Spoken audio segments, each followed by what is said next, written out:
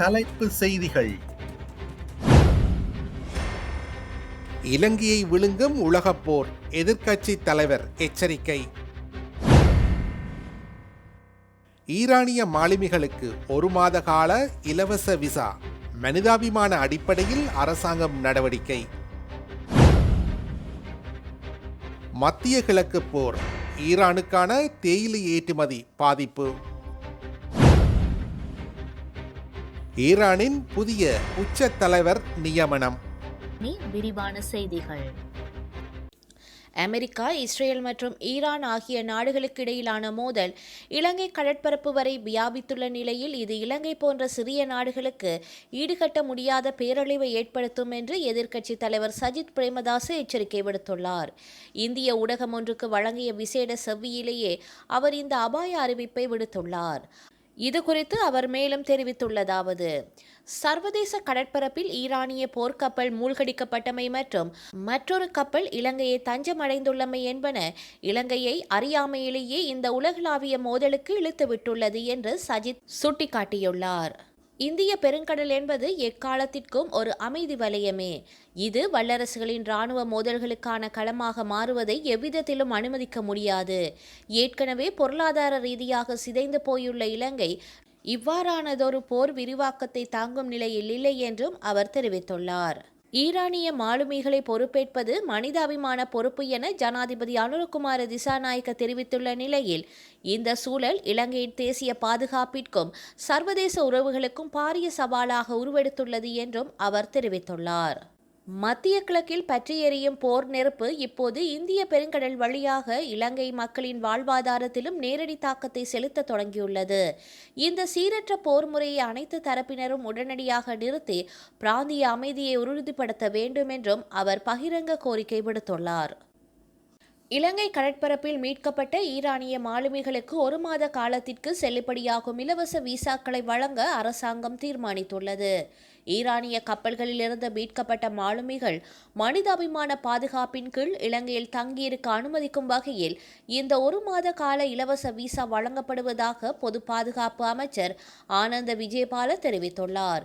எதிர்காலத்திலும் இவ்வாறான சூழல்கள் ஏற்படும் போது இதுபோன்ற முடிவுகள் எடுக்கப்படலாம் என சுட்டிக்காட்டிய அமைச்சர் இத்தகைய நடவடிக்கைகள் எந்த ஒரு குறிப்பிட்ட தரப்பினருக்கும் ஆதரவாகவோ அல்லது பாதிப்பாகவோ அமையும் நோக்கத்தில் எடுக்கப்படுபவை அல்ல என்பதையும் வலியுறுத்தியுள்ளார். ஈரானிய மாலுமிகள் தொடர்பான இந்த தீர்மானமானது சர்வதேச உடன்படிக்கைகள் மற்றும் இலங்கைக்கு பொருந்தக்கூடிய கடல்சார் சட்டங்களை மிக துல்லியமாக பின்பற்றியே எடுக்கப்பட்டுள்ளது.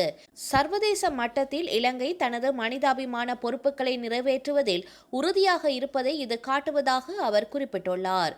இந்த விவகாரத்தை கையாள்வதில் இலங்கை அரசாங்கம் தனது அணிசேரா கொள்கைக்கு இணங்கவே செயற்பட்டுள்ளது.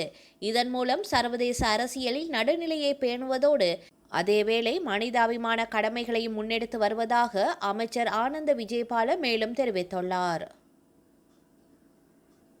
இலங்கையின் அந்நிய செலாவணி ஈட்டும் பிரதான துறையான தேயிலை கைத்தொழில் தற்போது மத்திய கிழக்கு பிராந்தியத்தில் நிலவும் போர் சூழலால் பாரிய நெருக்கடியை எதிர்நோக்கியுள்ளது.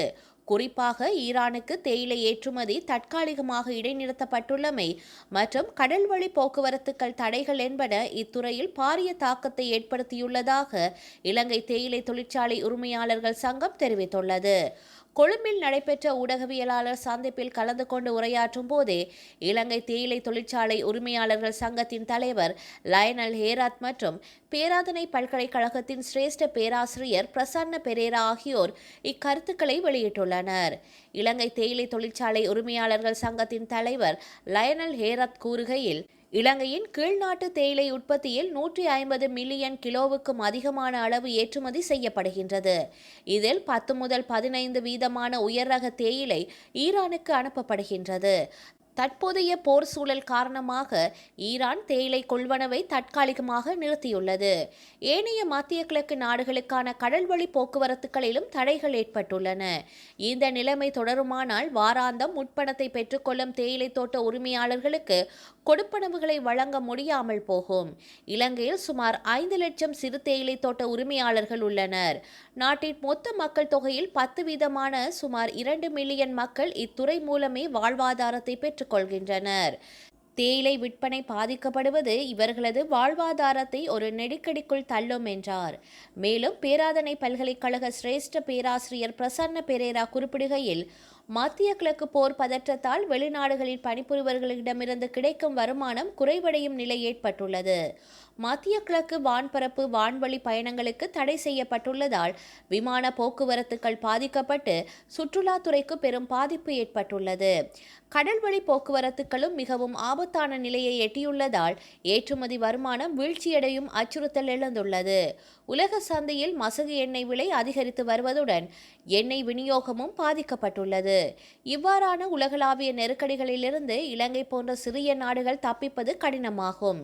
இதனால் 2026ஆம் ஆண்டுக்கான பொருளாதார சவால்களை முறியடிப்பது மிகவும் கடினமாக ஒன்றாக மாறி வருவதாக அவர் மேலும் சுட்டிக்காட்டினார்.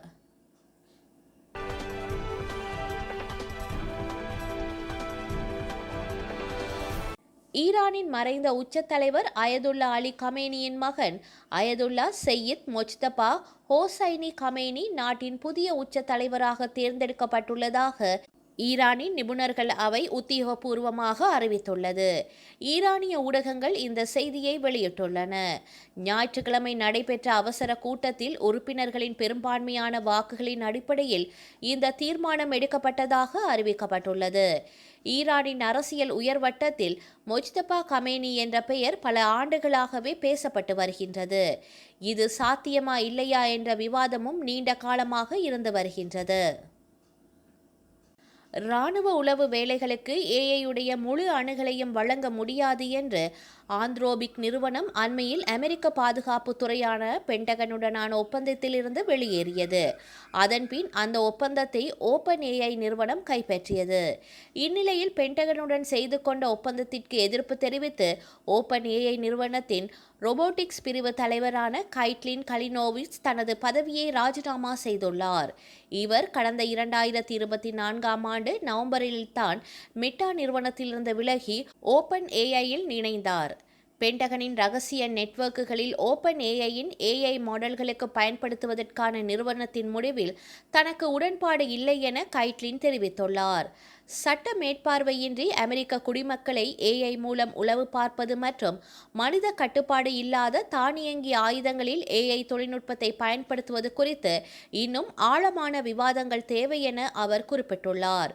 இந்த விவகாரம் குறித்து ஓப்பன் ஏஐ தரப்பு கூறுகையில், தேசிய பாதுகாப்பிற்காக ஏஐ தொழில்நுட்பத்தை பொறுப்புணர்வுடன் பயன்படுத்துவதற்காகவே பாதுகாப்பு துறையுடன் ஒப்பந்தம் செய்யப்பட்டுள்ளது.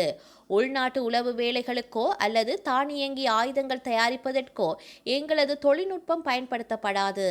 இது தொடர்பாக அரசு மற்றும் பொது அமைப்புகளுடன் தொடர்ந்து ஆலோசனைகள் நடத்தப்படும் என்று தெரிவித்துள்ளது. நியூயார்க்கில் மம்தானி இல்லத்திற்கு வெளியே வெடிகுண்டு வீசப்பட்ட சம்பவம் பெரும் பரபரப்பை ஏற்படுத்தியுள்ளது. அமெரிக்காவின் நியூயார்க்கின் நகரின் மேயர் தேர்தலில் வெற்றி பெற்று ஜனநாயக கட்சியைச் சேர்ந்த ஜோரான் மம்தானி கடந்த ஜனவரி மாதம் பதவியேற்றார். நியூயார்க்கின் மேயராக பதவியேற்ற முதல் முஸ்லிம் என்ற பெருமையை அவர் பெற்றார். அமெரிக்க அதிபர் ட்ரம்பை கடுமையாக மம்தானி விமர்சித்தும் வருகின்றார். ஈரான் போர் நடைபெற்று வரும் சூழலில் மம்தானி இல்லத்தின் முன் முஸ்லிம்களுக்கு எதிராக வலதுசாரிகள் போராட்டம் நடத்தினர். அமெரிக்காவை இஸ்லாம் மயமாக்குவதை நிறுத்த வேண்டும், நியூயார்க்கின் பொது இடங்களில் தொழுகை நடத்தும் உரிமையை பறிக்க வேண்டும் உள்ளிட்ட கோரிக்கைகளை வலியுறுத்தி இந்த போராட்டம் நடைபெற்றது. அப்போது போராட்டக்காரர்கள் இருந்த திசையை நோக்கி ஒரு மர்ம நபர் வெடிகுண்டை வீசியுள்ளார். கைது செய்யப்பட்டவர்களில் குண்டை வீசியவர் 18 வயது அமீர் பாலத் மற்றும் அவருக்கு உதவியர் 19 வயது இப்ராஹிம் நிக் என்பது தெரிய வந்துள்ளது. குண்டு வீசப்பட்ட போது மேயர் மம்தானியும் அவரது மனைவி ராமா துவாஜியும் வீட்டில் இருந்தார்களா என்பது இன்னும் உறுதிப்படுத்தப்படவில்லை. இந்த சம்பவம் சமூக வலைதளங்களில் மேயர் மீதான கொலை முயற்சி என்று வேகமாக பரவி வருகின்றது. கைது செய்யப்பட்டவர்களில் உண்மையான நோக்கம் என்ன என்பது குறித்து விசாரணை தற்போது நடைபெற்று வருகின்றது. வரலாற்றில் இன்று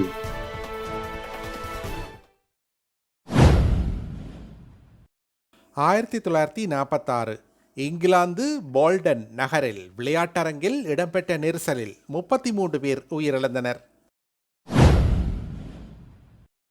1977 இஸ்லாமிய தீவிரவாதிகள் வாஷிங்டன் டிசியில் 3 கட்டடங்களை 39 மணி நேரம் கைப்பற்றி வைத்திருந்ததில் 2 பேர் கொல்லப்பட்டும் 149 பேர் பணிய கைதிகளாகவும் பிடிக்கப்பட்டனர். 1986 சலேஞ்சர் விண்ணோட்டத்தின் அழிந்த சிதைவுகளை ஐக்கிய அமெரிக்காவின் ஆழ்கடலோடிகள் கண்டுபிடித்தனர். இறந்த 7 விண்வெளி வீரர்களினது உடல்களும் உள்ளே இருந்தன. 1997 சீன மங்கோலிய கிழக்கு சைபீரிய வானியலாளர்கள் பகல் நேரத்தில் ஏல் பாப் வால்வெள்ளியை கண்ணுற்றனர். செய்திகளை உடனுக்குடன் தெரிந்து கொள்ள உடனே சப்ஸ்கிரைப் செய்து பெல் பட்டனை கிளிக் பண்ணவும்.